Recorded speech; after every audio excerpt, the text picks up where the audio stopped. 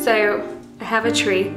I meant to get a smaller one, and I got there and I was walking around the trees and walking through them and talking to people, and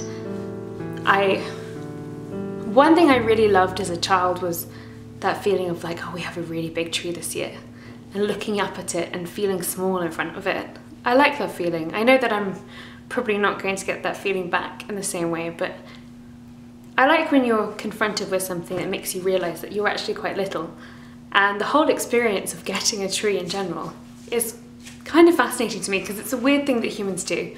Bringing something from the outside inside, decorating it, having it shift the focus in your home, having it change the way your home smells even, having it be something that needs care and attention as it dries out and all the needles drop. I like the ongoing experience of having a tree. I was thinking very fondly today of one year when Sana and I went to get a tree when we were living in Homerton, and we brought it back with us on the bus, and everyone around us was just beaming at us, like they were happy and excited. And I felt that a little bit today, but less so because there were fewer people around. But I was talking to other people at the place where I went to buy the tree, and we were just like complimenting each other on the tree selection and so on. Everyone has a bit of that childish wonder, and I think because it's about trees, I like it.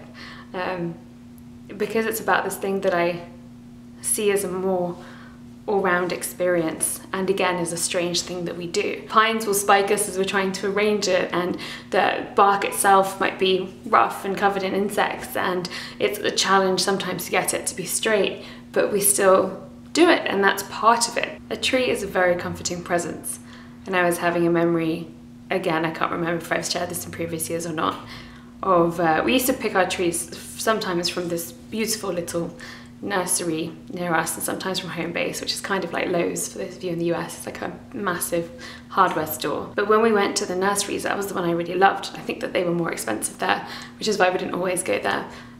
But my dad used to love coal fires, and me, the precocious teenage girl that I was, had learnt a lot about global warming, and so used to give him such a hard time about coal fires.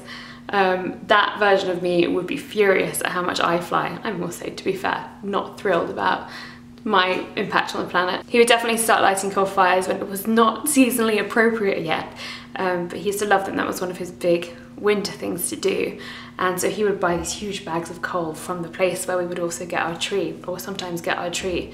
And I remember that feeling of going in the evening at night, or it might not even have been that late, because in the UK it gets really dark around 4:30 in winter, and walking around and having that feeling of wonder that some people buy trees that are so big that they're higher than the ceilings in your house.